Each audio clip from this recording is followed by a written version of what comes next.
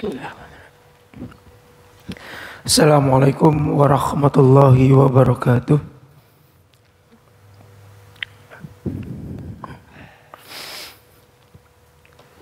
Alhamdulillahirabbil alamin. Wassalatu wassalamu ala nabiyyina Muhammadin wa ala alihi wa sahbihi wa man ittaba'ahum bi ihsanin ila yaumiddin. Rabbis shrah li sadri wa yassir li amri wahlul 'uqdatam min lisani yafqahu qawli, amma ba'd.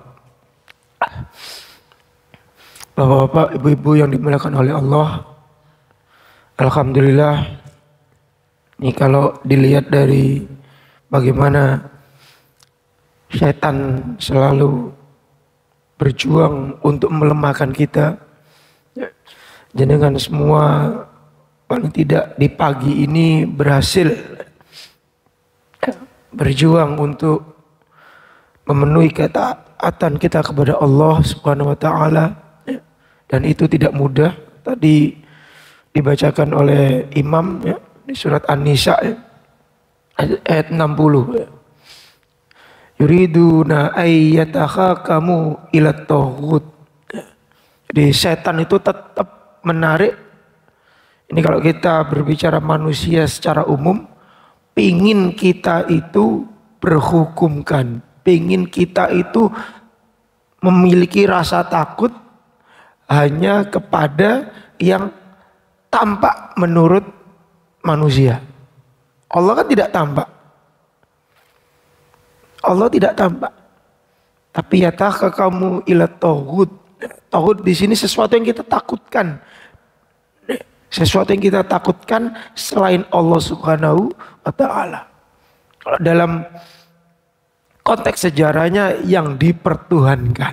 Tapi kalau kita ambil konteks kehidupan sekarang, apa yang ditakutkan selain daripada Allah Subhanahu wa taala, apapun itu bentuknya. Karena apa? Allah Subhanahu wa taala telah memerintahkan kepada kita, wa qad umiru ayyakfuru bih. Kita boleh kufur, tapi mengkufuri segala yang kita pertuhankan selain Allah Subhanahu wa taala. Kita ambil konteks bangun tidur tadi aja. Waduh, tak ngelanjutnya turu. Ada yang kita takutkan untuk kehilangan tentang kenikmatan duniawi. Pada setelah kita bangun lah, tidak ada apa-apa. Waqad umiru, telah diperintahkan ayyakfuru bi, kita untuk mengkufurinya. Segala hal yang menurut kita itu enak. Allah telah mengatakan di tempat yang lain, innan nafsa la'ammaratun bisu. Sesungguhnya nafsu kita, keinginan kita itu selalu dipenuhi untuk menikmati segala apa yang sebenarnya itu mengantarkan kita kepada ketidakbaikan. Su itu nikmat tapi tidak baik bagi kita. Sedangkan kita minta nikmat Allah yang itu sampai kepada akhirat. Tapi jiwa kita itu memiliki kecenderungan la ammaratun bisa selalu mendorong kita untuk kepada yang tidak baik. Wa yuridu syaiton ayyudillahum dhalalam ba'idalu. Terus menerus setan itu. Allah menggunakan kata dhalla yudillu, adalla yudillu, mempersesatkan kita, menipu kita. Tidak ada hentinya. Selagi kita bernafas akan diusahakan sedemikian terus menerus. Sebagaimana di kisah perang Badar, ketika setan iblis itu meminjam bentuknya Suraqah ibn Malik, alamma tara'atil fi'atani, ketika akhirnya kaum muslim dengan kaum musyrik bertemu dalam peperangan, kemudian lari dia. Padahal sudah mendorong. Jangan khawatir. La ghaliba lakumul yauma minan nas. Tidak ada yang bisa ngalahkan kamu di hari ini. Karena kamu jumlahnya banyak. Tapi giliran antara muslim sama orang musyrik itu bertemu, lari. Karena apa? Setan mengatakan, aroma la tarawun. Inni aroma la tarawun. Inni akhafullah. Wallahu syadidul iqab. Ya. Saya tampak yang kamu tidak tampak. Karena pada waktu itu Jibril langsung datang. Karena ketika nyuruh orang kafir itu berperang, jangan takut. Karena memang Allah telah memberikan rasa takut kepada orang kufur, orang kafir. Orang yang kufur nikmat, Allah berikan rasa takut untuk kehilangan tentang kenikmatan dunia. Itu sudah janji dari yang memiliki kehidupan ini. Rasa takut, hanya didorong. Coba orang yang melakukan kejahatan apapun, dia kan takut, makanya dia mengendap-endap. Orang mencuri atau kan mengendap. Karena tahu yang ia lakukan tidak baik, tapi didorong oleh ammaratun bisu.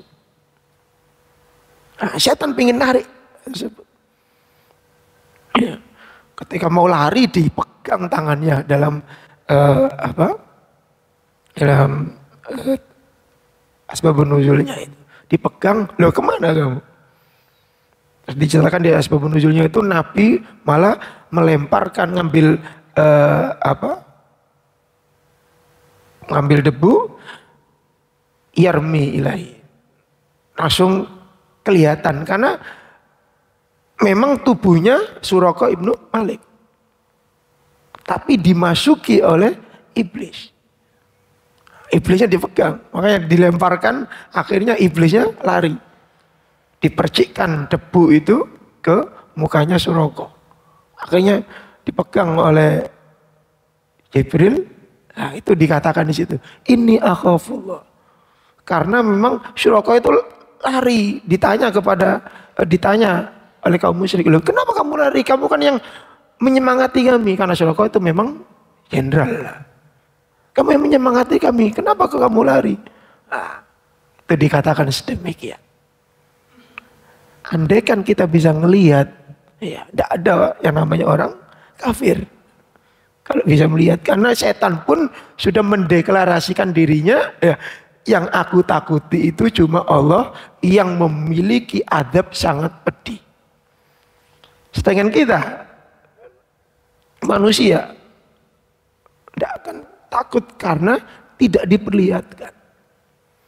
Itulah mengapa Nabi Muhammad Sallallahu Alaihi Wasallam mengajarkan kepada kita, Allahumma arinal haqqa haqqa. Ya Allah, tunjukkanlah yang benar itu benar.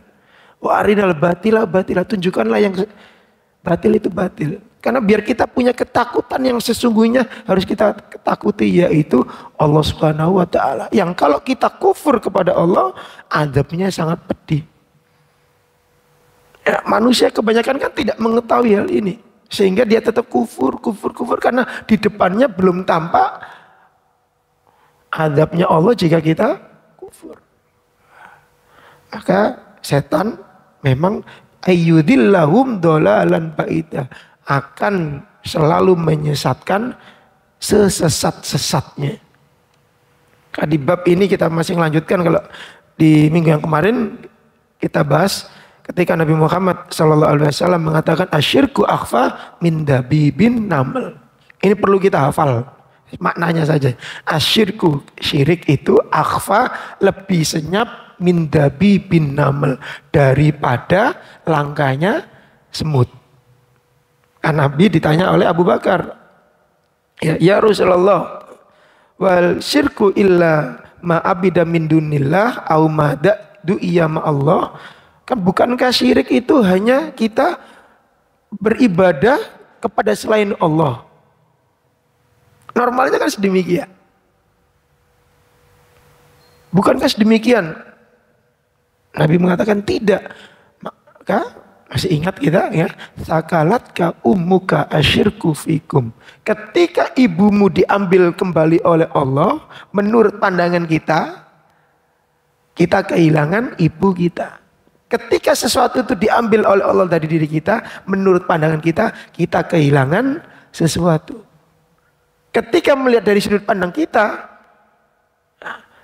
sedemikian dalam konteks yang besar, maka Nabi mengatakan asyirku fikum. Syirik langsung mendekam di dalam hati sanubari kita.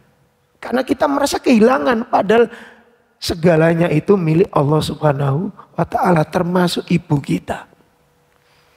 Termasuk diri kita, semuanya milik Allah. Karena yang wujud cuma Allah Subhanahu wa ta'ala. Yang wujud itu artinya ada. Selain Allah tidak ada, termasuk kita jenengan ini. Loh, ini kan saya ada ini. Loh, ini meja ini ada. Loh, ini semua ada. Yang ada cuma Allah Subhanahu wa ta'ala. Kita merasa ada karena diadakan oleh yang maha ada. Nah, kuncinya di sini. Innam al usri yusra. Meskipun pembahasannya kita ini terkesan rumit, tapi tetap Allah mengatakan innam al usri yusra. Terdapat kemudahan di dalam memahami. Meskipun sulit, tapi tetap ada kemudahan. Nah, ini harus kita jaga. Biar kita tidak terjebak oleh setan. Kuncinya simpel saja. Ya Allah, semuanya ini milik Engkau. Kapanpun Engkau ambil itu hanya Engkau. Yang punya cuma Engkau. Yang ada cuma Engkau. Selain ini semua, bahkan diri hamba itu tidak ada. Karena yang bisa mengadakan cuma yang ada. Kita nggak bisa mengadakan loh bapak-bapak, ibu-ibu. Kita nggak bisa mengadakan rambut kita. Botak terus ditempeli. Ya, itu kan kita nggak mengadakan, cuma ditempeli. Habis itu di plantasi bisa tumbuh. Itu pun yang menumbuhkan bukan kita. Kita cuma mengusahakan aja. Kulit juga bukan kita yang mengadakan apapun. Tuh, saya bisa menciptakan kursi, Ustaz. Loh, bahannya dari bumi. Buminya dari siapa? Allah Subhanahu wa ta'ala. Apapun peralatan canggih, ujung-ujungnya dari dalam perut bumi. Semuanya milik Allah Subhanahu wa ta'ala. Akhirnya kita merasa kehilangan. Maka kuncinya bapak-bapak, ibu-ibu, agar kita tidak mudah disesatkan setan. Dan setan saking halusnya karena menginginkan yudillahum dolalan baidah, biar kita tersesat dari Allah Subhanahu wa ta'ala. Tersesat dari merasa, dari memahami bahwasanya Allah itu satu-satunya pemilik. Nah, jadi kunci sederhananya, sesulit kita memahami ataupun ujian hidup kita serumit-rumitnya, kuncinya satu, ya Allah, tidak ada yang pasti. Yang pasti hanya Engkau. Itu saja. Tapi karena masalahnya kita seringkali ketika melihat permasalahan kehidupan, akhirnya seolah-olah mampu merencanakan, pasti ini. Nah, itu kalau dalam konteks ini kita sudah tersesatkan secara halus. Tapi tetap kita harus menjaga, ya Allah, yang pasti Engkau. Karena tidak ada yang mustahil bagi Allah Subhanahu wa ta'ala. Maka di sini kan ini kan bab al-khaufu minasyirk. Kita harus memiliki rasa takut untuk mensekutukan Allah. Nah, caranya itu tadi bapak-bapak, ibu-ibu. Tetap dipasang di benak pikiran jenengan, kita semua di hati kita, ya Allah, Engkau yang maha mengadakan. Kami semua cuma menjalankan. Ketika permasalahan hidup serumit-rumitnya, ya Allah, kalau maturakan balik teng jenengan. Ini kemauan. Kok semudah itu? Tidak mudah. Tapi Allah memberikan kemudahan untuk kita menyerahkan urusan itu kepada Allah Subhanahu wa ta'ala. Maka ya, di sini dikatakan wa huwallazi ya'dinu lisyafi'i ayyasfa fi man laqiya lillahi bil ikhlas wa tauhid min alil kabair. meskipun kita ini penuh dosa kehidupan kita, tetap ada kesempatan. Dan itu tidak dimiliki oleh orang-orang yang kufur, terutama kufur nikmat. Tetap ada kesempatan ketika kita ingin bertemu Allah Subhanahu wa taala, maka kuncinya bagi kita untuk mengikhlaskan segala sesuatu. Makanya surat Al-Ikhlas itu kalau dibaca 3 kali cukup satu Quran. Berarti kan 3 kali sudah cukup. Isinya Al-Quran itu di triple 3 kali dari surat Al-Ikhlas itu sudah cukup. Karena memang diminta oleh Allah dari diri kita yang melepaskan segala sesuatu. Karena kuncinya di sini, di awal tadi. Yang ada cuma Allah, kita ini maujud, diadakan. Ya, ini kuncinya. Kita boleh ngomong ada, karena dari sudut pandang kita. Iya, kita ini ada, hanya merasa ada, tapi tidak ada sebenarnya. Karena yang benar-benar ada itu tidak akan sirna, tidak akan meninggal, yaitu Allah Subhanahu wa taala. Jadi mari kita tata pikiran kita ya, agar kita terjaga dari kesyirikan yang Nabi katakan itu ketika kita kehilangan sesuatu, merasa kehilangan sebenarnya loh ya. Kalau kita contoh punya apa terus kehilangan, ya memang faktanya kehilangan. Tapi secara hakikatnya kita tidak boleh merasa lu kehilangan. Terus habis itu seolah-olah merasa tidak bisa apa-apa. Tidak. Cukup ya itu kehilangan saja. Tapi kita patenkan, kita patri di pikiran kita. Semua terjadi atas kehendak Allah. Semua terjadi atas kehendak Allah. Kalau kita merasa tidak enak, ya kita diminta sabar. Karena pasti Allah akan mengganti kalau kita la in syakartum lazidannakum. Maka mari kita semua menata kehidupan kita dan agar kita tidak lam yattakhid ma'u syarikan fil ilahiyah wala fil khalqi wala fil ibadah, agar kita tidak terjebak menyekutukan Allah baik secara pikiran. Al-ilahiyah itu secara pikiran. Karena setiap detik kehidupan kita itu cantolannya kepada Allah Ta'ala. Allahus Somad. Allah sebagai cantolan kehidupan kita.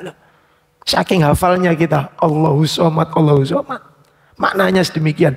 Dalam kita beraktivitas tetap cantolannya ya Allah, Engkau yang ngatur. Ya Allah, Engkau yang menentukan. Ya Allah, Engkau yang akan memintai tanggung jawab. Itu harus jadi cantolan. Wala fil khalqi, dan kita tidak boleh mensekutukan Allah seimbang dengan semua penciptaan Allah.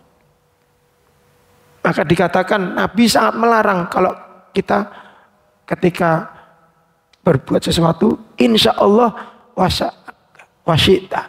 Oh ini saya terima kasih kepada Allah dan kepada Engkau. Itu dalam konteks ini tidak boleh. Secara ilahiyahnya. Kita kan terima kasih bahasa kita. Diberi sama-sama. Tapi dalam konsep ilahiyahnya tetap ya Allah. Meskipun rizki itu datang melalui si fulan. Itu adalah wasilah. Semua sudah diatur oleh Allah Subhanahu wa ta'ala. Walafil ibadah.